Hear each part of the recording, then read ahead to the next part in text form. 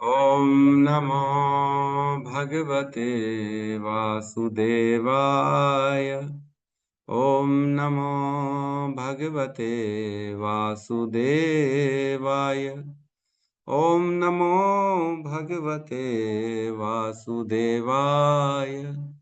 यः स्वानुभावम् अखिलं श्रुतिसारमेकम् आध्यात्मदीपम् अतितीर्षितां तमोऽन्धम् संसारिणां करुणयः पुराणगुह्यम् तं व्याससूनम् उपयामि गुरुं मुनीनां। नारायणं नमस्कृत्य नरं चैव नरोत्तमं देवीं सरस्वतीं व्यासं ततो जयमुदीरये। श्रवणतां स्वकथा कृष्ण पुण्यश्रवणकीर्तिनः हृदयन्तस्तो हि अभद्राणि विदुनोति सुहृत्सताम्। नष्टप्रायेषु अभद्रेषु नित्यं भागवत सेवया भगवती उत्तम श्लोके भक्तिर्भवति नैष्ठिकी। श्रवणतः श्रद्धया नित्यं गृणतश्च स्वचेष्टितं कालेन नातिदीर्घेण भगवान् विशते हृदि। कृष्णाय वासुदेवाय देवकी नंदनाय च नंदगोपकुमाराय गोविंदाय नमो नमः। जय श्री कृष्ण चैतन्य प्रभु नित्यानंद श्री अद्वैत गदाधर श्रीवासादि गौर भक्त वृंद। हरे कृष्णा कृष्णा कृष्णा हरे हरे, हरे राम राम राम हरे हरे। हरे कृष्णा कृष्णा कृष्णा हरे हरे, हरे राम राम राम हरे हरे। हरे कृष्णा कृष्णा कृष्णा हरे हरे, हरे राम राम राम हरे हरे। हरे कृष्णा। सभी भक्तों का स्वागत है। तो कल हमने श्लोक क्रमांक कौन सा लिया था? हमने लिया 27, 28, 29 लिया था, राइट? जी प्रभु। 27, 28, 29 है ना? 27, 28, 29 में क्या कहते हैं? बता रहे हैं 27 में है कि श्रमिक मुनि कैसे दिखते हैं, है ना? तो बता रहे थे ध्यान मग्न मुनि मृग चर्म लपेटे थे और इनकी लंबी जटाएं और उनके समस्त शरीर पर बिखरी हुई थी। प्यास के मारे सूखे तालू वाले राजा ने उनसे जल मांगा। प्यास लगी थी, भूख लगी थी, तो राजा ने उनसे जल मांगा। और 28 में कहते, बड़ा विचित्र अद्भुत स्थिति प्रकट कर रहा है ये वाला। अलब्ध तृण भूमि आदि, है ना? अलब्ध उनको जब प्राप्त नहीं हुआ बैठने का आसन, तृण मीन्स कुशा वाला आसन, भूमि आदि है ना, बैठने के लिए जगह भी नहीं मिली उनको। असंप्राप्ता अर्घ सूनृतः, असंप्राप्ता मीन्स रिस्पेक्ट भी नहीं मिली, डिसरिस्पेक्ट हो गई। अर्घ मीन्स जल भी नहीं मिला, और सुनृतः मीन्स मधुर वचन भी नहीं मिले। ये कुछ भी नहीं मिला किनको? राजा को। तो उनको ऐसा लगा अवज्ञाता अवज्ञातम इवात्मनम, उनको ऐसा मानो लगा जैसे उनकी बेइज्जती हो गई। यद्यपि एक्चुअल में उनकी बेइज्जती नहीं हुई है, लेकिन ऐसे लगा उनको कि उनकी बेइज्जती हो गई है ना।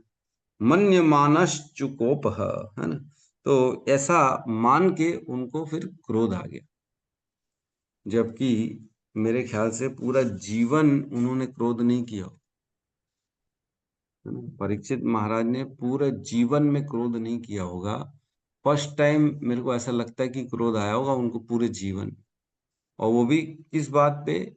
ये एक ब्राह्मण ने उनको जल नहीं दिया, उनको बैठने का आसन नहीं दिया। ये कोई कारण होता है? बताओ, क्रोध करने का। जिस व्यक्ति ने पूरा जीवन क्रोध नहीं किया, उसने एक ब्राह्मण के ऊपर क्रोध कर दिया, तो ये अभूतपूर्व कार्य कहलाएगा कि नहीं कहलाएगा? जो कार्य पूरा जीवन में नहीं हुआ, वह एक बार ब्राह्मण के खिलाफ हो गया, इसलिए ये अभूतपूर्व कार्य, इम्पॉसिबल वाला कार्य हो गया। तो इसलिए ये क्या कर रहे हैं कि ये कहीं ना कहीं भगवान की इच्छा से हुआ, भगवान के कारण हुआ। ये किसी उनके में सामर्थ्य नहीं था, और उनका जो धर्म परायणता, जो निष्ठा थी, इस कारण वो खुद से नहीं कर पाते, लेकिन चूंकि भगवान चाहते थे इसलिए ऐसा हुआ। तो या करे, हे ब्राह्मणों, ब्राह्मण मुनि के प्रति राजा का क्रोध तथा द्वेष अभूतपूर्व था, क्योंकि परिस्थितियों ने उन्हें भूखा तथा प्यासा बना दिया था। तो भूख और प्यास के कारण वो व्यक्ति क्रोध करने वाला नहीं है। कौन? परीक्षित महाराज, जिसने गर्भ में अपना ब्रह्म जो है ब्रह्मास्त्र का तेज सहन कर लिया, वह क्या भूख प्यास सहन नहीं करेगा? है? पूरा जीवन उन्होंने धर्म के लिए जिया, जिन्होंने क्रोध को क्षमा कर दिया, क्रोध बोल रहा, कलयुग को क्षमा कर दिया, कलयुग को भी स्थान दे दिया रहने के लिए, तो एक ब्राह्मण को कैसे क्रोधित हो जाएंगे? ये कहीं ना कहीं भगवान की प्लानिंग थी, भगवान की मर्जी। तो आज हम श्लोक क्रमांक 30 में प्रवेश करेंगे।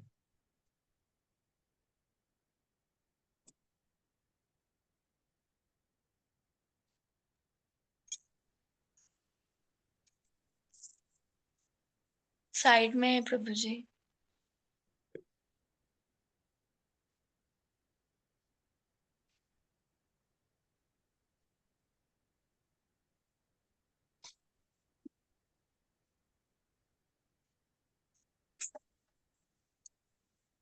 अभी ठीक है जी।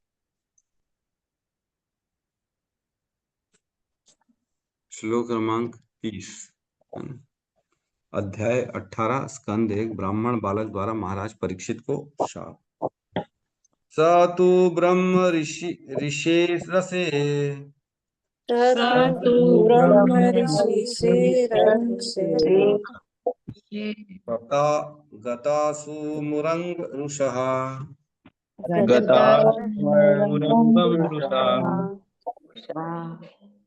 विनर्गच्छन् धनुष्कोट्या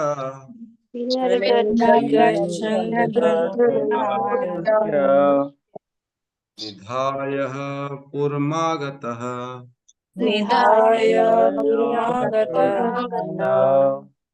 स तु ब्रह्म ऋषेरंसे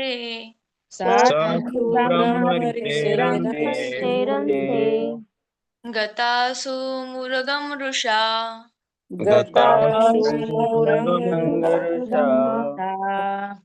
विनिर्गच्छन् धनुष्कोट्या निधाय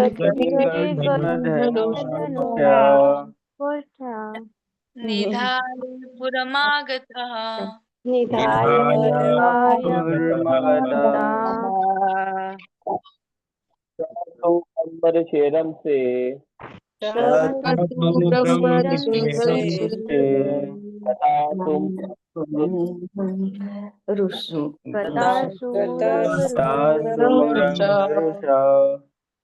निर्गच्छं धनुष्कोट्यं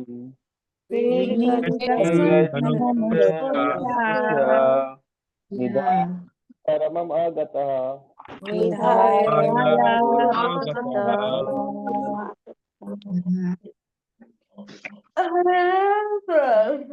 स तु ब्रह्म ऋषेयंसे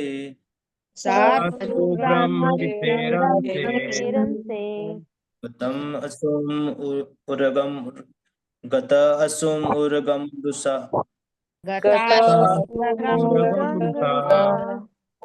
विदर्गंछि धनुकोट्या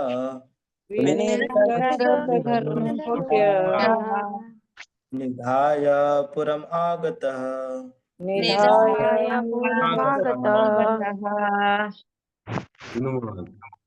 इस प्रकार अपमानित होकर राजा ने लौटते समय अपने धनुष से एक मृत सर्प उठाया और उसे क्रोधवश मुनि के कंधे पर रख दिया। तब वे अपने राजमहल को लौट आए। ओम ज्ञानतिमिरन्धस्य ज्ञानांजन शलाकया चक्षुरुन्मीलितं येन तस्मै श्री गुरुवे नमः। श्री चैतन्य मनोभीष्टं स्थापितं येन भूतले स्वयं रूपः कदा मह्यं ददाति स्वपदान्तिकं।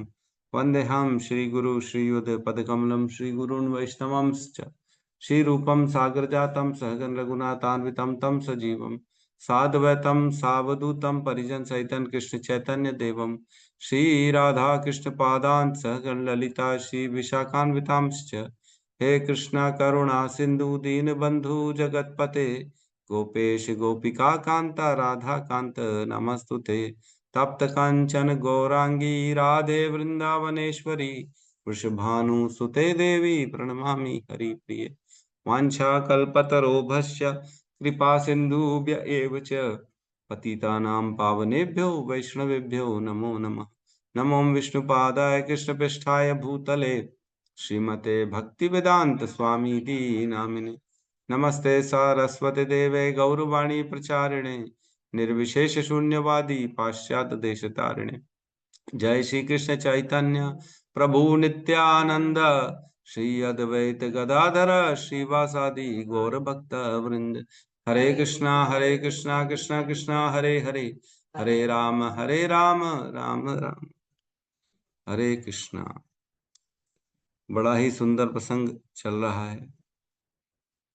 यहाँ पे कह रहे हैं, इस श्लोक में कह रहे हैं, स तु ब्रह्म ऋषन अंसे, जो स तु ब्रह्म ऋषन अंसे, ब्राह्मण ऋषि से कहना, ब्राह्मण ऋषि अंसे मीन्स उनके कंधे पे, स तु मीन्स राजा, वह जो राजा हैं उन्होंने ब्राह्मण ऋषि के कंधे पर, स तु ब्रह्म ऋषेर अंसे, उनके कंधे पे क्या किया, गतासु मुर्गम ऋषः, जो है क्रोध करते हुए, जब गत असुम मीन्स निर्जीव उर्गम, गतर उर्गम जो निर्जीव एक सांप था, मरा हुआ सांप था, मरा हुआ सांप उनके क्रोध करके उनके कंधे पे डाल दिया। गता सुरमर अंग रुषा, है ना, तो एक मरा हुआ सांप उनके कंधे पे डाल दिया। विनिर्गच्छन मतलब बाहर जाते समय, विनिर्गच्छन मीन्स वापस लौटते समय उन्होंने ऐसा काम किया। और क्या किया, धनुष कोट्यः, धनुष का जो अग्रभाग होता है उससे उठा के उन्होंने इसके माध्यम से वह सांप को उनके कंधे पे रखा, है ना, धनुष के सामने वाले हिस्से से। और क्या है, निधाय पुरम आगतः, जब ये कंप्लीट किया तो वापस अपने राजमहल को वापस लौट गए। निधाय पुरम आगतः, रख कर वापस महल की ओर आ गए वो। तो यहाँ पे बता रहे हैं कि अपमानित होकर उनको ऐसा लगा कि वो उनका अपमान हो गया है, इसलिए उनको क्रोध आ गया। यद्यपि एक्चुअल में उनका अपमान नहीं हुआ था, परंतु उनको लगा। कितनी बार हमको लगता है लेकिन एक्चुअल में होता नहीं है, और केवल लगने के कारण कितने गलत काम हो जाते हैं। आदमी वास्तविकता जानता नहीं है और केवल अपनी मनोधारणा के कारण कितने सारे काम कर बैठता है, डिसीजन ले लेता है, किसी के भी बारे में कुछ भी सोच लेता है ना, वो गंदा आदमी है, वो अच्छा आदमी है, बुरा है, ये हमारे खिलाफ है, प्रभु इससे दूर रहना चाहिए। तो कितना जानते हो, नहीं जानते, परंतु यहाँ पे कह रहे हैं उनको लगा। हमको हमको समझना चाहिए, कभी भी जो भक्त होता है ना, वो हर स्थिति को भगवान के नियंत्रण में जानता है, कि हर स्थिति भगवान के नियंत्रण में है। जो हो रहा है उसको भगवान जानते हैं, भगवान से बगैर परमिशन की कोई चीज हो नहीं सकती, इसलिए वो स्वीकार करता है। A devotee may not understand the will of God, but he accepts the will of God. ये परम पूज्य राधानाथ स्वामी महाराज जी ऐसा कहते हैं, उनकी लाइन है ये, A devotee may not understand the will of God, but he accepts the will of God. वो समझ नहीं सकता परिस्थितियों को, वो सोचता है पता नहीं मेरे खिलाफ हो रहा है, मेरे को पूरा नुकसान आ रहा है, मैं दुखी हो रहा हूँ। वो समझ रहा है, वो एक्चुअल में समझ नहीं पा रहा है कि ऐसा क्यों हो रहा है, परंतु वो एक्सेप्ट जरूर करता है कि नहीं ठीक है, अब जो भी है भगवान की इच्छा है तो ये हो रहा है। कोई गाली बक दे तो सहन कर सकते हैं, अरे नहीं प्रभु हम कैसे सहन कर ले, बता देंगे उसको, ठीक है। एक बार हम लोग जो है ना, हम लोग गए थे मायापुर धाम, वहां पे गंगा स्नान कर रहे थे, है ना, तो गंगा स्नान करते करते इस ग्रेस रोहिणी नंदन प्रभु ने बोला कि एक बार प्रभु आपने कथा सुनाई थी कि एक पंडित जो है ना, वो जाता है गंगा स्नान करने, और उससे द्वेषी जो है ना बाहर खड़ा रहता है, और जैसे ही गंगा स्नान करके आता है वो ब्राह्मण उसके मुंह पे वो पान थूक देता है, तो ये एक्सेप्ट करता है, फिर चला जाता है वापस गंगा स्नान कर, फिर निकलता है तो ये बाहर ही बैठा है, फिर उसके मुंह पे थूक देता है। तो ऐसा करते करते 100 बार उसके मुंह पे थूक देता है, और ये 100 बार वापस जाके स्नान करता है। अब वो थक हार के 100 बार थूकने के बाद फिर वो चला जाता है, प्रणाम करके बोले भाई ठीक है मेरे से गलती हो गई, मैंने आपके ऊपर इतना क्रोध किया। तो उसका क्रोध शांत हो गया, तो बोले प्रभु आपने बताया था ये कथा, मैंने कहा हाँ बताई थी, तो बोले आज अपन भी 100 बार डुबकी लगाएंगे तब हमने 108 बार डुबकी लगाई थी वहां गंगा में। बोले वो पंडित भी इसीलिए कहता है ना, वो कहता है हमेशा सोचता था मैं कि मैं किसी दिन 100 डुबकी लगाऊंगा कृष्ण गंगा में, परंतु मेरी इच्छा जो है ना भगवान ने इसके माध्यम से पूरी करा दी। ये मेरे मुंह पे अगर थूकता नहीं 100 बार तो मैं 100 बार डुबकी नहीं लगाता। ये मेरी इच्छा थी, मैं पहले ही सोचता था कि 100 बार डुबकी लगाऊंगा, परंतु अपने लापरवाही और अपनी आलस के कारण मैं नहीं कर पाया, परंतु इसने किया तो मेरा हो गया। हे भगवान, आपने मेरी इच्छा सुन ली। ऐसा कौन सोच सकता है? ऐसा कोई नहीं सोच सकता। हम में वो पेशेंस नहीं है, हम में वो समझदारी नहीं है, यद्यपि हमें वही करना चाहिए। तो यहाँ कह रहे हैं कि उनको ऐसा लगा कि उनको अपमान हो गया, इसलिए उन्होंने सांप को उठा के, मरे हुए सांप को इनके कंधे पे रख दिया। मतलब टिट फॉर टैट, जैसे को तैसा। ये प्रकृति मतलब भौतिकता में यही लोग करते हैं। प्यार दोगे तो प्यार मिलेगा, खून दोगे, खून लोगे तो हम भी खून ले लेंगे, है ना। तुम चाटा मारोगे तो हम दो चाटा मारेंगे, ईंट का जवाब पत्थर से देंगे। तो यही फिलॉसफी आजकल प्रचलित है। तो यही काम किया। यद्यपि परीक्षित महाराज महाभागवत थे, उनको ये सब करने को जरूरत नहीं थी, फिर भी भगवान देवी वश उन्होंने ये काम किया, टिट फॉर टैट कर दिया। ब्राह्मण को सांप, मरा हुआ सांप उनके कंधे पे डाल दिया। मरा हुआ सांप एक तरह से ना बहुत बड़ा जो है बेइज्जती है। अगर कोई जीव मर जाता है हमारे घर में ही, हम देखते हैं कोई छिपकली वगैरह मर जाए तो आदमी छूता नहीं उसको, है ना। वैसे वैसे जिंदा को भी नहीं छूता। जिंदा को भी नहीं छूता। लेकिन अगर कोई मरी हुई छिपकली मैं इस ग्रेस गौतम बुद्ध के ऊपर फेंक दूं, प्रभु आपके सर पे ये छिपकली मरी हुई, तो कितनी बेइज्जती लगे। अरे क्या तरीका प्रभु, आपने मेरे को अपवित्र कर दिया, फिर स्नान करना पड़ेगा मेरे को। तो ये वैसे तो बहुत बड़ा एक अपमान है, किसी जो है सांप को, वो भी मरे हुए सांप को उठा के कंधे में रख देना, ये बहुत बड़ा अपमान है।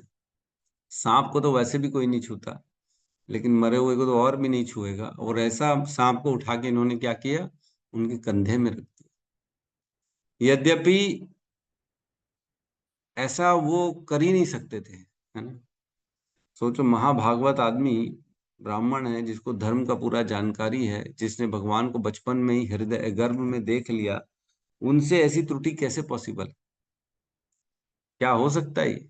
नहीं, ये उनसे कराया जा रहा है। ये क्या है? ये भगवान की दैव कृत्य है। ये भगवान ने फिलहाल उनके बुद्धि को आच्छादित कर दिया, है ना। मत स्मृति ज्ञानम अपोहनम च सर्वेस्य च हम हृदय सन्निविष्टो मत स्मृति ज्ञानम अपोहनम च वेदेश्च सर्वम अहमेव वेद्यो वेदांत कृत वेदित एव च अहम।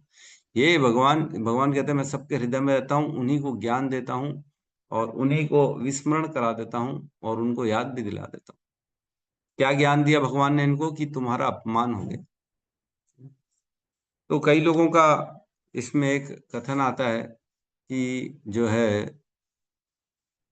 राजा परीक्षित ने जब उस दिन आखेट पे निकले थे तो उन्होंने क्या किया था, उन्होंने जरासंध का मुकुट पहन लिया था। ये भी लोग कहते हैं, है ना, कि सोने का मुकुट था जरासंध का, वह पहन लिया था उस दिन। और इसलिए क्योंकि कलयुग को सोने में जो है स्थान दिया गया था रहने का, इसलिए उस दिन कलयुग इनके ऊपर हावी हो गया था। तो जो भगवान के स्मरण में 24 घंटे रहते हैं, उनके ऊपर कलयुग का प्रभाव नहीं पड़ता, हमने पढ़ा था। जब भगवान में जिनकी मति लगी रहती है, कलयुग उनका कुछ बिगाड़ भी नहीं पाता, उनको छू भी नहीं पाता। कलयुग से दूर रहना है तो हमको किसके? भगवान की शरण में। तो यद्यपि जो परीक्षित महाराज है वो हमेशा भगवान के स्मरण में रहते थे, इसलिए कलयुग का कोई बात ही नहीं है यहाँ पे। जो हुआ ये भगवान की स्वीकृति थी, भगवान की इच्छा थी, इसलिए ये ऐसा हुआ। ऐसा वर्णन नहीं है यहाँ पे कि जरासंध का मुकुट पहना था। ये अगर वो वर्णन होता तो हम उसकी बात करते। जो भागवतम में है वही ऑथेंटिक, से ज्यादा कुछ भी ऑथेंटिक नहीं। अगले श्लोक में प्रवेश करते हैं हम 31 में। श्लोक क्रमांक 31। एष किं निभृताशेष एष किं निभृताशेषः कर्णो मिलित ईक्षणः ईक्षणः मृषा समाधिराहोस्वेत्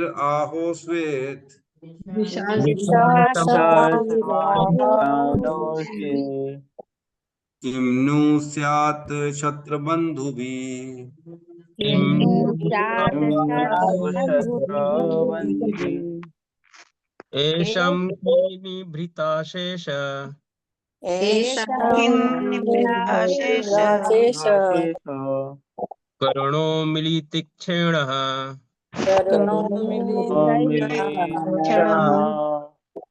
मृषा समाधिराहोस्वित्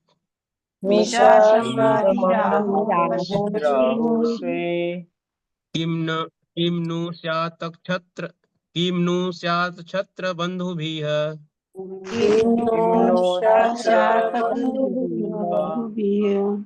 एषा किं निभृताशेष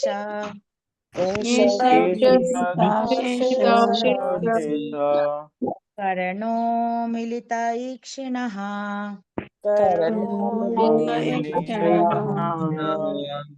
मृषा समाधिराहोस्वित्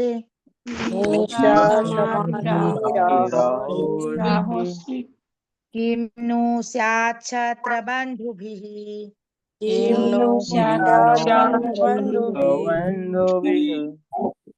एषा किं निभृताशेष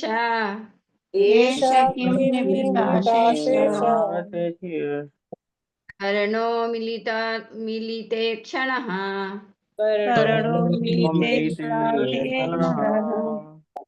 मृषा समाधिराहोस्वित् किं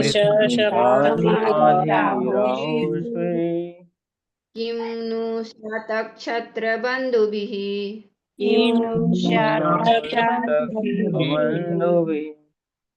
अनुवाद।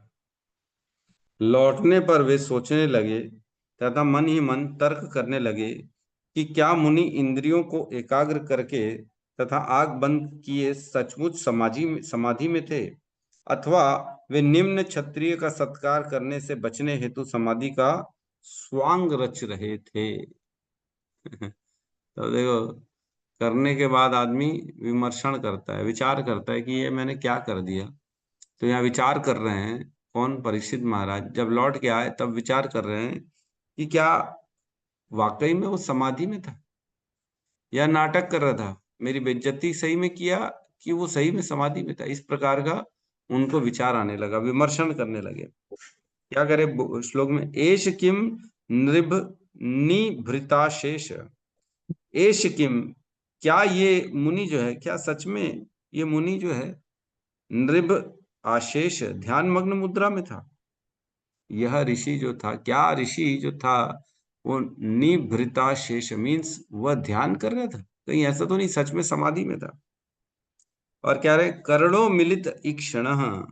कर्णो मीन्स इंद्रियों को और मिलित ईक्षण मीन्स आंखों को बंद करके क्या वाकई में समाधि में था वो? उसकी आंखें बंद थी, इंद्रियां भी बंद थी, ऐसा तो नहीं सचमुच में समाधि में था वो। फिर क्या करें, मृषा समाधिर आहोस्वित, है ना, मृषा समाधि या झूठी ही समाधि का स्वांग रच रहा था। ऐसा तो नहीं कि खाली जो है दिखावा, नाटक पार्टी था, नाटक कर रहा था। क्या करें, किम नु स्यात्। किम नु स्यात् मीन्स कि कई बार ऐसा हो जाता है कि ये क्षत्रिय मेरा क्या कर ले, क्षत्रिय के सामने मैं क्या क्यों बैठ के उसकी सेवा करूं? किम नु स्यात्, है ना, मतलब बहुत लोग आते जाते हैं इसलिए झूठी समाधि में बैठा हो। कौन बैठ के फिर इसको हवा पानी पानी दे, उसकी सेवा करे, ये करे वो करे, इससे अच्छा समाधि में बैठे रहो। किम नु स्यात्, बेटर है ना, बेटर है। सेवा भाव करने से अच्छा है सोते रहो। कई बार बच्चे सोते रहते हैं, स्कूल नहीं जाना पड़े सोने का नाटक करते हैं, अरे स्कूल जाना पड़ेगा, इससे अच्छा सोते रहो। हम भी कई बार नाटक करते हैं, किसी को सेवा नहीं करनी तो इग्नोर करते, जानबूझ के उधर नहीं देखते, इधर ही देखते, कल को कुछ काम बोल देगा तो काम करना पड़ेगा। किम नु स्यात्, कहीं ऐसा तो नहीं मेरे को सेवा करने के बहाने से वो मेरी तरफ ध्यान ही नहीं दिया, समाधि का नाटक करने लग गया। और क्या करें, क्षत्र बंधु भी, क्योंकि मैं क्षत्रिय हूं इसलिए क्षत्रिय की इसको उठना पड़ेगा, सेवा करना पड़ेगा। नहीं, उसका इसका मतलब यह है कि किम नु स्यात् क्षत्र बंधु भी मीन्स ऐसे क्षत्रिय बहुत आते जाते हैं, ऐसे क्षत्रियों के लिए कौन उठेगा, कौन सेवा करेगा। मैं अपनी समाधि करता हूँ, मैं भगवान का जो है नाम जप करूंगा। कहीं इस प्रकार का विचार तो नहीं है इसका, मुनि का। तो ये दो विचार अलग अलग जो है परीक्षित महाराज के हृदय में आए कि क्या सच में कहीं वो समाधि में था, या मुझे देख के झूठा ही स्वांग रच रहा था समाधि का कि इसकी मेरे को इज्जत या पानी पूछना पड़ेगा, समय देना पड़ेगा, इससे अच्छा इग्नोर कर दो। इग्नोर कर दो बोलते हैं ना, इग्नोर इग्नोर नो प्रॉब्लम। तो इग्नोर तो नहीं कर रहा था कहीं मेरे को देख के। तो इस दो प्रकार का उनको जो है ना हृदय में वो विमर्शन करने लगे। तो विमर्शन हमको करना चाहिए, है ना। कई बार जो कार्य हो चुके हैं उनके रिजल्ट्स को तो हम चेंज नहीं कर सकते हैं, लेकिन आगे के लिए हम उसका विमर्शन कर सकते हैं कि आगे चल के ऐसा कार्य ना हो, है ना। हमेशा हमको जीवन भर सोचना चाहिए, बगैर सोचे कोई काम नहीं करना चाहिए। तो इसमें तात्पर्य में लिखा है कि 4 पॉइंट्स थे जिसके कारण ऐसा हुआ। 4 पॉइंट्स थे जिसके कारण परीक्षित महाराज से ये काम कराया गया। इसमें क्लियर कट लिखा है कि ये प्लानिंग थी कृष्णा की। क्या प्लानिंग थी? एक तो सबसे पहली बात जो है उसको विरक्त करना है। किसको? परीक्षित महाराज को परिवार से, राज्य से, भोगों से, सारी चीजों से उसको अलग करना है। दूसरा, उसको सुखदेव गोस्वामी से मिलाना है। सुखदेव गोस्वामी अकिंचन थे, हम जानते हैं, वो एक स्थान पर रुकते ही नहीं थे। लेकिन ऐसा कैसे संभव हो गया? उसी समय परीक्षित महाराज ने गृह त्याग करके गंगा तट पे जंगल में बैठे थे, और उसी समय परीक्षित सुखदेव गोस्वामी आके वहां पे उनके बीच में बैठे। ये पॉसिबल ही नहीं था। ये संजोग बड़ा मुश्किल है, नॉट पॉसिबल एट ऑल, है ना। क्या ऐसा संजोग हो सकता है कि हम भी घर से निकलें और प्रधानमंत्री मोदी भी कहीं पे आ जाए और हमसे मुलाकात कर ले और हमसे एक आध दो गीता के श्लोक सुन ले? ऐसा पॉसिबल नहीं। लेकिन यहाँ ऐसे ही हो गया। सोचो, पूरी पृथ्वी का सम्राट जो है वह एक स्थान में आके बैठा है, और वहीं ये सुखदेव गोस्वामी जिनको लोग पीछे पीछे दौड़ रहे थे, क्योंकि नग्न अवस्था में थे ना, हमने पढ़ा था, बच्चे और स्त्रियां उनको छेड़ने के लिए उनको पीछे पीछे दौड़ रहे थे, याद है।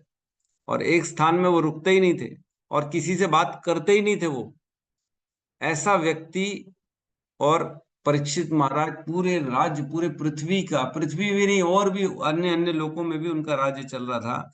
ऐसे जो है परीक्षित महाराज घर बार छोड़ के निकले हैं और सुखदेव गोस्वामी से उनकी मुलाकात हो गई। तो ये कहीं ना कहीं भगवान की ही प्लानिंग है जो पॉसिबल है, नहीं तो अदरवाइज ये पॉसिबल ही नहीं, बिल्कुल नॉट पॉसिबल एट ऑल। ऐसा सबके जीवन में कभी ना कभी कुछ ना कुछ ऐसा अद्भुत कार्य हो ही जाता है, एकदम अद्भुत।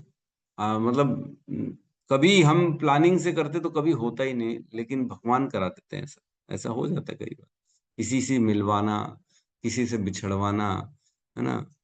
कोई बहुत बड़ा आदमी है, कोई छोटा सा आदमी है, दोनों का। जैसे हमने पढ़ा, मैंने देखा था, एक जो है टाटा, रतन टाटा थे ना, रतन टाटा को एक लड़का मिला जो रोडों में कुत्तों की सेवा करता था, है ना। तो रतन टाटा टाटा ने उसको बहुत पसंद किया और उसको अपनी कंपनी में रख लिया। तो ये लेकिन पॉसिबल नहीं था, अब रोड छाप आदमी कुत्तों की सेवा कर रहा है, कहाँ रतन टाटा। लेकिन दैवकृत, भगवान की कृपा से ऐसा पॉसिबल हो पाया, क्योंकि भगवान की इच्छा थी। तो यहाँ पे भी सुखदेव गोस्वामी से मिलवाना था इसको, परीक्षित महाराज को, इसलिए ये कार्य कराया गया। और तीसरा क्या काम था? श्रीमद् भागवतम का प्राकट्य। हरि बोल, ये सबसे इंपॉर्टेंट है। श्रीमद् भागवतम का प्राकट्य कराना था। कैसे आएगी श्रीमद् भागवतम सबके सामने? जब तक परीक्षित महाराज बैठेंगे नहीं। कोई महान आदमी जब बैठ के कोई चीज सुनता है तो उसकी इंपॉर्टेंस बहुत बढ़ जाती है।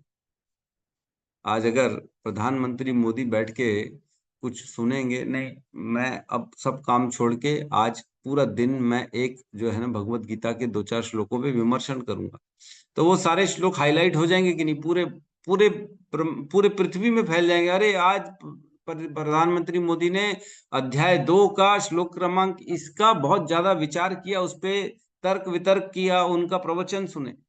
हो जाएगा कि नहीं? सब सुनना चालू कर देंगे कि अरे क्या सुन लिया भाई, नरेंद्र मोदी ने क्या सुन लिया भाई, सुनाओ तो सुनाओ तो सुनाओ, क्या बात होगी। ऐसे ही होता है कि नहीं? कोई महान व्यक्ति छींक भी देता है तो वो न्यूज बन जाती है। तो जब परीक्षित महाराज ने 7 दिन तक, सोचो सम्राट था, सब कुछ छोड़ छाड़ के आया, 7 दिन 7 रात तक बैठ के केवल श्रीमद् भागवतम का श्रवण किया, तो उस श्रीमद् भागवतम को कौन नहीं सुनना चाहेगा। इतना इंपॉर्टेंस बढ़ गया श्रीमद् भागवतम का। क्यों? यद्यपि भगवत गीता वैसे ही इंपॉर्टेंट है, लेकिन जब तक कोई महान व्यक्ति उसकी शरण नहीं ले तब तक हमको लगता है कोई इंपॉर्टेंस नहीं है कि नहीं? भगवत गीता का प्रभुपाद ने प्रचार किया, तब जाके भगवत गीता का महत्व लोगों को समझ में। उसके पहले भी तो भगवत गीता थी, ऐसा तो नहीं था कि नहीं था। भगवत गीता तो 5000 साल से, लेकिन उसका इंपॉर्टेंस जब महान कोई व्यक्ति आता है ना, वह बताता है कि नहीं इसको पढ़ो, तब व्यक्ति फिर इसके प्रति शरणागति करता है। प्रभुपाद के पहले तो भगवत गीता केवल कोर्टों में कसम खाने के काम आती थी। मैं जो भी कहूंगा, सच के सिवा कुछ नहीं कर, बस उसके अंदर क्या लिखा है उससे किसी को लेना देना नहीं था। खाली भगवत गीता क्या है, एक पवित्र ग्रंथ है और उसमें कसम खाई जाती है बस, और कुछ नहीं। लेकिन जब उसका विमर्शन हुआ, विचार विमर्श हुआ, तब जाके लोगों के सामने। तो तीसरा पॉइंट क्या था? श्रीमद् भागवतम का प्राकट्य कराना था, इसलिए भगवान ने ये सारी स्थिति पैदा करी। और चौथा क्या है? चौथा पॉइंट क्या है कि कलयुग में ऐसे 40-50 लोग रहेंगे जो रोज सुबह उठ के भागवतम का श्रवण करेंगे, पठन करेंगे। तो ऐसे लोगों के लिए भागवत गीता, श्रीमद् भागवतम का आना जरूरी था कि नहीं? श्रीमद् भागवतम नहीं होती तो हम आज क्या चर्चा करते हैं? आज भगवान के ग्रंथ है तो हम चर्चा कर रहे हैं कि नहीं कर रहे? तो श्रीमद् भागवतम का प्राकट्य इसलिए कराया ताकि कलयुग के लोगों को एक भगवान की जो है दिव्य अनुभूतियां, उनकी लीलाएं, गुण रूप जो है, उनका नाम, उनके प्रति शरणागति बढ़े। इसलिए इस ग्रंथ को लाया गया ताकि लोगों का उद्धार हो सके। बेसिकली भगवान का प्रेम लोगों तक पहुंच सके, कृष्ण के चरण की प्रेम प्राप्ति लोगों को मिल सके, इसलिए श्रीमद् भागवतम का प्राकट्य हुआ। तो एक श्लोक हमने पढ़ा था जिसमें कह रहे हैं 1.3.43, उसमें कहते हैं कृष्ण स्वधाम उपगते, है ना, कृष्ण स्वधाम उपगते धर्म ज्ञान आदि भी सह।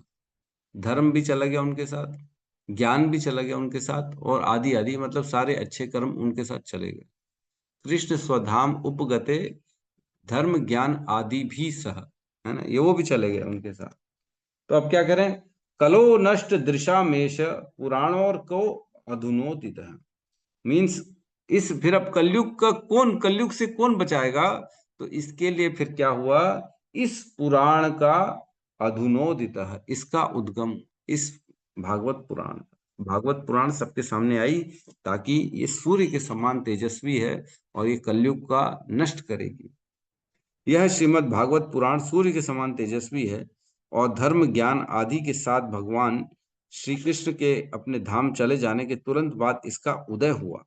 जिन मनुष्यों ने कलयुग में अज्ञान के गहन अंधकार के कारण अपनी दृष्टि खो दी है, उन्हें इस पुराण से प्रकाश प्राप्त होगा। क्या होगा? जो अपने कलयुग में रह के कलयुग से जिनकी दृष्टि पूरी अंधे हो गए, जो हम सब थे कि नहीं थे अंधे, है कि नहीं? कौन खा रहा है, कौन पी रहा है, कौन क्या कर रहा है, सिगरेट, तंबाकू, ड्रग्स, क्या क्या ड्रग्स वाली भी कोई हो सकता है वो मेरे को नहीं मालूम। बट कहने का मतलब है पूर्ण रूप से अंधकार में थे कि नहीं थे कलयुग के, पूरे गंदे आचरण करते थे, सब गंदगी। कभी कभी तो अब ऐसा लगता है अरे बाप रे बाप, हम ही इतने गंदे थे बाप रे, हम जैसे पतित का भगवान ने सुधार कर दिया तो फिर बाकी लोग तो कम ही पतित है, हम तो सबसे ज्यादा पतित है। तो हम जैसे लोगों को भी श्रीमद् भागवतम ने, भगवत गीता ने सुधार दिया। भगवान के चरणों में रति मति लगी तो नहीं है, बट प्रयास में लगे हुए हैं। बट ठीक है, कम से कम अब जो है कलयुग के दोषों से तो दूर है, कम से कम इतना तो है, मनुष्य कम से कम इंसान तो बन रहे हैं धीरे धीरे, है ना। भक्त बने न बने लेकिन इंसान तो बन गए कम से कम, इतना तो कम से कम हमें। तो यहाँ पे लिखा है कि जो है ना, यहाँ लिखा है ये भगवान की योजना है। योजना यह थी कि राजा को इस तथाकथित दुष्कर्म के लिए कली के प्रभाव से दूषित हो चुका एक अनुभव विहीन ब्राह्मण बालक शाप देगा। तो ये प्लानिंग था कि शाप देगा, इसलिए ये कराया गया। इस प्रकार यह अच्छा ही होगा कि राजा अपने घर बार को छोड़ सके और श्रील सुखदेव गोस्वामी के साथ संबंध होने से श्रीमद् भागवतम प्रस्तुत होगा, जिससे श्री भगवान का ग्रंथ अवतार समझा जाता है। तो भगवान का अवतार है बेसिकली ये ग्रंथ अवतार। ये उनकी प्लानिंग थी, लॉर्ड की प्लानिंग थी, ये कृष्ण की। यह योजना तो श्री भगवान ने राजा को अपने घर भगवत धाम में वापस बुलाने हेतु बनाई थी। तो भगवान की प्लानिंग है कि मैं कैसे अपने भक्त परीक्षित को वापस अपने धाम में लाऊं। तुरंत तुरंत अगर देखेंगे तो बहुत गलत लगेगा, अरे बाप रे, राजा को तो मृत्यु का श्राप मिल गया, वो भी तक्षक नाग ने सांप डसेगा उनको, 7 दिन में उनकी मृत्यु होने वाली है। विचलित हो जाएगा कोई व्यक्ति, बोले हे भगवान तूने ये क्या कर दिया, अपने भक्त को ऐसा इतना बड़ा दंड, ऐसा कोई करता है कि अपने भक्त को मार रहे हो तुम। बहुत बार मेरे पास भी प्रश्न आता है, अरे प्रभु वो भक्त थे, उनको तो मृत्यु हो गई उनकी, अरे मृत्यु हो गई, ऐसा मारा, डकैतों ने मारा, चोरी चाकू से छील डाला, ये कर डाला वो कर डाला। बहुत लोग बोलते हैं, प्रश्न आता है, लेकिन ये सब भाई भगवान की योजना है, इसको हम नहीं सोच सकते। लेकिन कुछ समय बाद जरूर ध्यान आता है, जब चीजें सामने खुल के आती हैं तब लगता है जो भी हुआ अच्छा ही हुआ। आज हम सबके साथ भी कुछ ना कुछ विपत्ति हुई, तभी हम भक्ति में आए, है ना। कोई प्रेम से भगवान की शरणागति स्वीकार नहीं करता है, जब सब कुछ अच्छा होता है जीवन में नहीं करता है। जब विपत्तियां आती तभी भगवान की शरणागति स्वीकार करता है। तो जब विपत्ति आई तब ऐसा लगा अरे बाप रे पहाड़ टूट गया मेरे ऊपर, लेकिन जब आज मुड़ के देखते हैं पीछे तो ऐसा लगता है अच्छा ही हुआ, भगवान विपत्ति दिया तभी मैं भगवत शरण में आया, नहीं तो नहीं आता। हम ही हम है, फिर तो और कौन कम है। ऐसी फीलिंग आती है सबके अंदर, अरे अजय हम ही हम है, हमसे तो लाइन चालू होती है, हमको क्या है, हमको क्या सिखा रहे हो प्रभु। तो इस प्रकार से यहाँ कह रहे हैं शुद्ध भक्त की संसारिक निराशा से उसे उच्चतर दिव्य स्थान प्रदान करने के निमित्त होती है। शुद्ध भक्त की संसारी निराशा, जो संसार से भक्त को निराशा मिलती है, उसका उद्देश्य क्या होता है, उसे उच्चतर स्थान प्रदान करने के लिए उसको संसार से निराशा मिलती है। अर्जुन तथा पांडवों को उनके चचेरे बंधुओं से षड्यंत्र कराकर श्री भगवान ने कुरुक्षेत्र युद्ध की भूमिका का निर्माण किया। यह सब श्री भगवान की वाणी के प्रतिनिधि श्रीमद् भगवत गीता के अवतार कराने हेतु था। तो सोचो कितनी बड़ी बात लिख रहे प्रभुपाद ने, देखो गहरी सोच की बात बता रहे हैं। ये भगवान की पूरी प्लानिंग थी, महाभारत में कौरवों और पांडवों का युद्ध कराना, ये भगवान की प्लानिंग थी। सोचो 100 साल तक ये सब चला, पांडु, फिर भीष्म पितामह, फिर उनके बच्चे धृतराष्ट्र के अंदर बचपन से ही ये डाला गया कि तुमको राजा बनना है, राजा बनना है। सोचो प्लानिंग चल रही थी भगवान की कि आज से 100 साल बाद इनके जब बच्चे बड़े होंगे तब इनको लड़वाऊंगा, तब मैं भगवत गीता का ज्ञान दूंगा। भगवान ने पहले प्लानिंग कर ली थी, स्क्रिप्ट पहले ही लिख लिया था। जब बच्चा पैदा नहीं हुआ था पांडु के कोख से, ये बच्चे 5 को पैदा कराऊंगा और उधर धृतराष्ट्र के यहाँ 100 कौरव पैदा कराऊंगा, उनको आगे चल के लड़वाऊंगा राजा के लिए, और उसके बाद जब लड़ाई होगी तब मैं उस दिन भगवत गीता का ज्ञान दूं। सोचो भगवान ने करोड़ों लोगों को मरवा दिया केवल भगवत गीता का ज्ञान बताने के लिए। भगवत गीता का ज्ञान इतना उच्च स्तर का है कि इतने लोगों की जो है उसमें जो है जान जा चुकी। ये प्लानिंग थी भगवान की, इतने लोग मरेंगे, इतने लोग मर जाएं तो मर जाएं, लेकिन भगवत गीता का आना जरूरी है। तो 100 साल लग गए, कौरव पांडवों को आपस में लड़वाना, षड्यंत्र बढ़वाना, ये कराना वो कराना, सब पहले से ही भगवान को मालूम था, उनको कुछ छुपा तो नहीं। भगवान कहते हैं ना, बहुनी में व्यतीतानि जन्मानि तव च अर्जुना तेषाम अहम वेत्त सर्वम न त्वम वेत्त परंतपः। उनको सबको मैं जानता हूं, तुम्हारे मेरे अनेक अनेक जन्म हो चुके हैं, मैं सबको जानता हूं, लेकिन तुम किसी को नहीं जानते। भगवत गीता में भगवान कहते हैं भगवान सब जानते हैं, भूत भविष्य सब जानते हैं।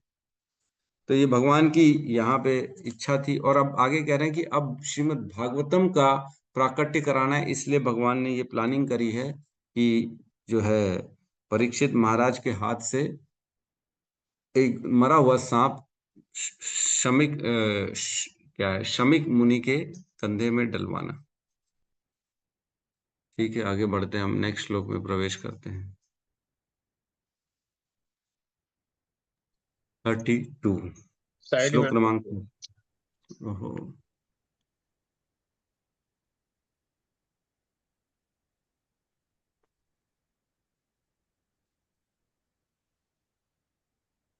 अभी ठीक है? जी, ठीक ठीक है। जी प्रभु।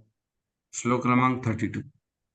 अब कह रहे हैं, तस्य पुत्रो अति तेजस्वी तस्य विहरन् बालकौर्भकै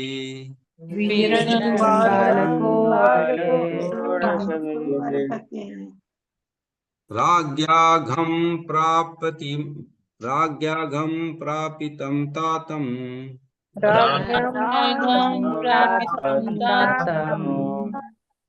श्रुत्वा तत्र एदं ब्रवीत्।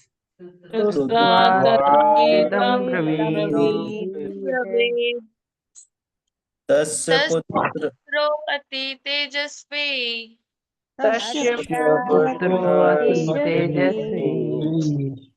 विहरन् बालकोर्भकै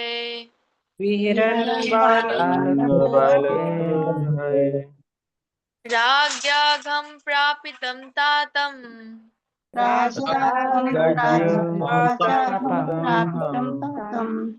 श्रुत्वा तत्रेदं ब्रवीत्।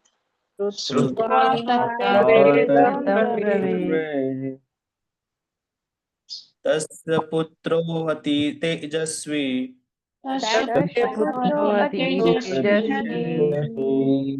विहरन् बालको अभकै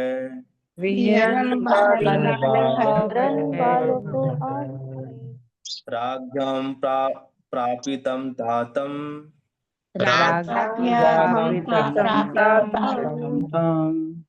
श्रुत्वा तत्रेदमब्रवीत्।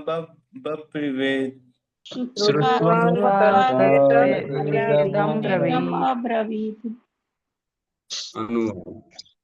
उस मुनि का एक पुत्र था जो ब्राह्मण पुत्र होने के कारण अत्यंत शक्तिमान था।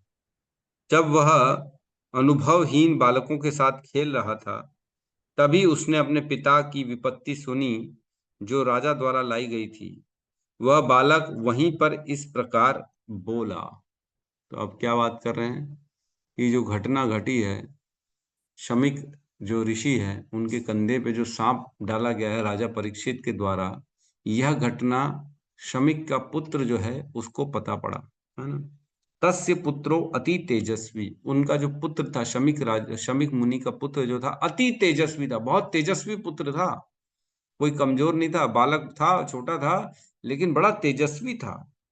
और क्या करें, विहरन बालकौर भकई, ये बड़ा इंपॉर्टेंट है। विहरन मीन्स खेल रहा था, किसके साथ खेल रहा था? बालकौर भकई, जो कम बुद्धि वाले हैं, छोटे हैं, जो नादान बालक हैं, उनके साथ खेल रहा था। कौन खेल रहा था? शमिक मुनि का पुत्र जो बड़ा तेजस्वी था। तो ऐसा क्यों लिखा है यहाँ पे? बालक और भकई, जो बचकाना थे, ऐसे बच्चों के साथ वो खेल रहा था। तो इसका अर्थ यह है कि उनकी भी बुद्धि भी बचकानी है। जैसा रहेगा संग वैसा रहेगा रंग। जैसे लोगों के साथ हम उठना बैठना करते हैं, इसका मतलब यह है कि हम भी वैसे ही हैं। तो ऐसे अज्ञानी बच्चों के साथ वो खेल रहा था, मतलब ये भी कौन है? अज्ञानी है, लेकिन तेजस्वी है, ब्राह्मण का पुत्र है ये, बड़ा कोई महान ब्राह्मण है शमिक मुनि, उनका पुत्र है ये। तो तेजस्वी तो है, बाप पिताजी के गुण तो आए हैं इसके अंदर, लेकिन क्योंकि ये छोटे बच्चों के साथ खेल रहा है, मतलब ये इतना विवेकवान अभी नहीं हुआ है।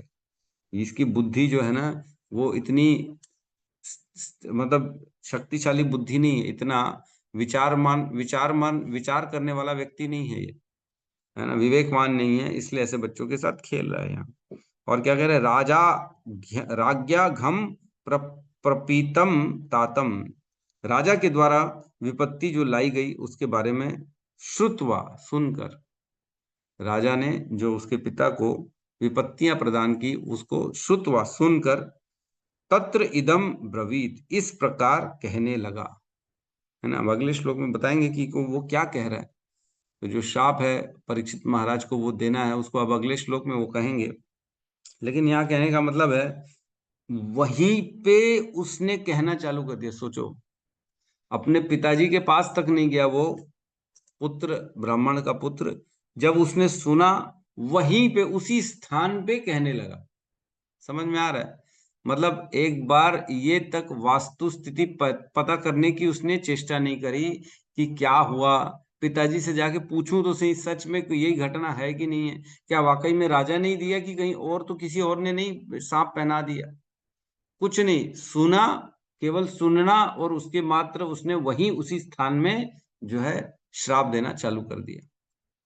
तो इसलिए कह रहे हैं बालक और भकई, बचपना है उसके अंदर, विवेकवान व्यक्ति नहीं है वो, ना समझ है, ना समझ बच्चों के साथ रह के खेल रहा है तो वो भी ना समझ ही हुआ। लेकिन क्योंकि वह जो है एक महान ऋषि का पुत्र है इसलिए अंदर उसके तेज है, उसकी वाणी में सच्चाई है। तो इसमें तात्पर्य में बहुत इंपॉर्टेंट लाइन लिखी है, शुरू की 4 लाइन देखते हैं।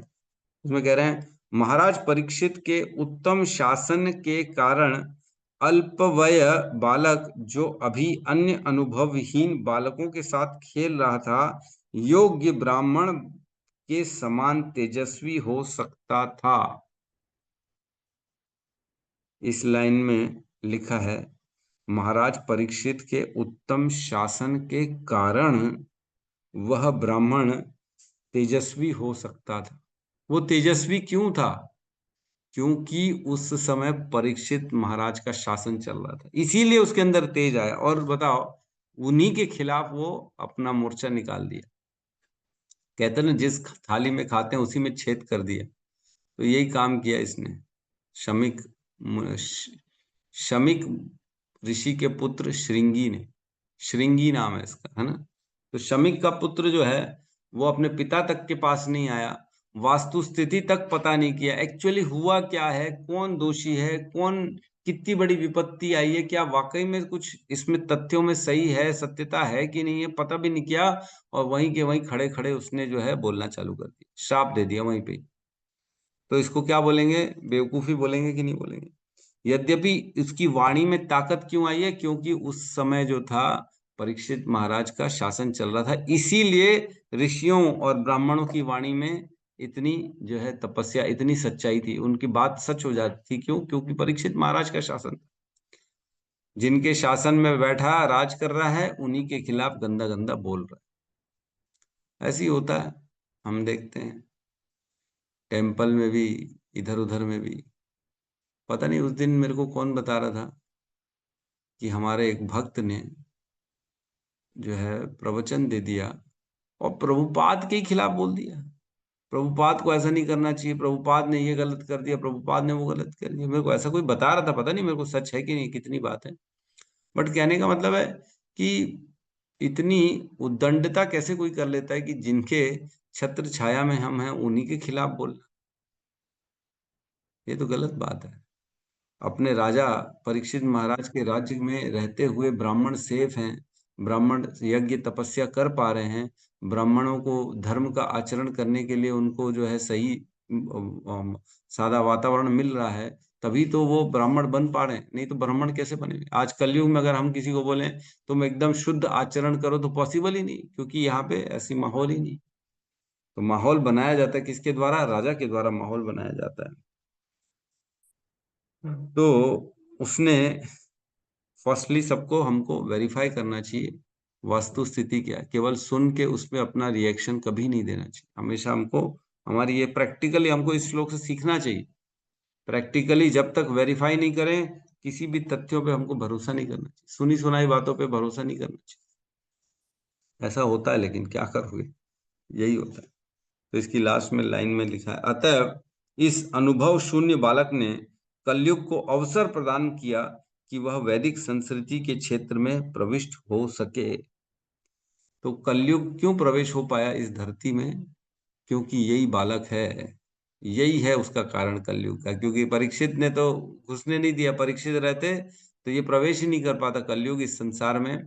तो परीक्षित को रास्ते से हटाने का काम किसने किया? इस बालक ने किया, श्राप देके। ये बालक के कारण ही कलयुग आ पाया। कली के प्रभाव से जीवन के निम्नतर आश्रमों के प्रति घृणा के भाव का प्रारंभ इस ब्राह्मण बालक से हुआ, और इस प्रकार दिन प्रतिदिन सांस्कृतिक जीवन क्षीण होता गया। और उस दिन से आज तक दिन प्रतिदिन रोज रोज रोज रोज और जीवन स्तर नीचे नीचे नीचे नीचे होता जा रहा है।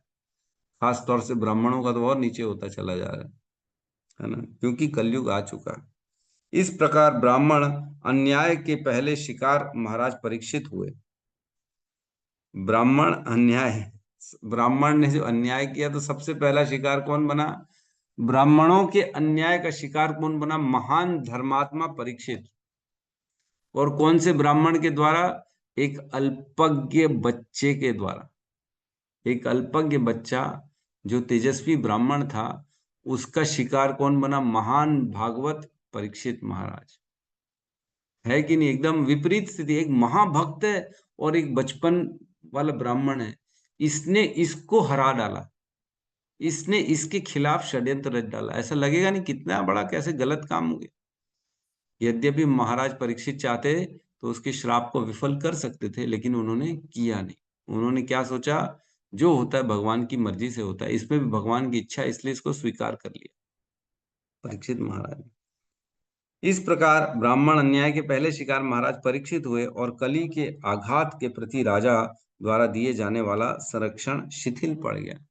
तो जो परीक्षित महाराज ने सबको संरक्षण दिया था कलयुग से बचने के लिए, वो अब ढीला ढीला ढीला होने लगा, और कलयुग को बहुत सारे स्थान मिल गए प्रवेश करने के लिए। इसलिए परीक्षित आज की डेट में कलयुग धीरे धीरे धीरे प्रवेश करके बड़ा हावी होता जा रहा है। आज भी हम देखते हैं कितने कलयुग के कारण गलत काम हो रहे हैं।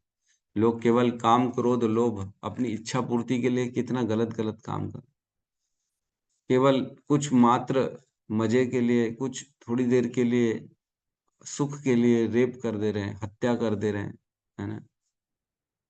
बहुत गंदे विचार हो गए लोगों के, बहुत बहुत गंदे विचार हो गए। केवल धन के लिए लोग कितना गंदा गंदा मार रहे हैं, हत्या कर रहे हैं। धन के लिए, दारू के लिए लोग मार रहे हैं और तो और क्या, पेपरों में रोज कुछ न कुछ घटना आती है। अरे पैसे नहीं मिले दारू पीने के लिए, तो उसने अपने घर में ही अपने पिता माता का वध कर दिया। अरे बाप रे। बीच में घटना हुई थी, एक भाई ने भाई को मार डाला। क्यों? क्योंकि उसे शक था कि इसकी सगाई मेरे भाई ने तोड़वाई है। अब सगाई तोड़ गई उसकी, तो भाई को मार डाला, उसको शक था। तो ये सब क्या है? कलयुग का प्रकोप है। कोई वेरीफाई करता ही नहीं, सच सच पे जाता ही नहीं। केवल सुनी सुनी बातों पे अपने ही मन मन में जो आया भाव, बस उसी को सच मान लिया, और उसी के आधार पर फिर क्रिया करने लगे। तो व्यक्ति को विचारवान होना चाहिए, विवेकशील होना चाहिए। इतनी जल्दी अपनी प्रतिक्रिया नहीं देनी चाहिए, रिएक्शन से इतने जल्दी नहीं देना चाहिए। सोचना चाहिए, सीनियर से डिस्कशन करना चाहिए, प्रभु जीवन में ऐसा हो रहा है, मेरे को क्या करना चाहिए, है ना। ठीक है, तो यहाँ पे आज की क्लास को हम क्लोज करते हैं। किसी का कोई प्रश्न है तो हम ले सकते हैं। हरे कृष्णा हरे कृष्णा हरे कृष्ण कृष्ण कृष्ण हरे हरे राम हरे राम राम राम हरे हरे थैंक यू प्रभु जी। हरे कृष्ण। Thank you. समस्त कृष्ण भक्त प्रभु जी, वृंद दंडवत की प्रणाम। जय। जय। श्रील प्रभुपाद की जय। जय गौर प्रेमानंदे। हरि हरि हरि बोल। हरि हरि हरे बोल। हरे कृष्ण प्रभु जी दंडवत प्रणाम। हरे कृष्णा। हरे हरे हरि हरे कृष्ण प्रभु जी, दंडवत प्रणाम। हरे दंडवत प्रणाम। राम कृष्ण। हरे कृष्ण।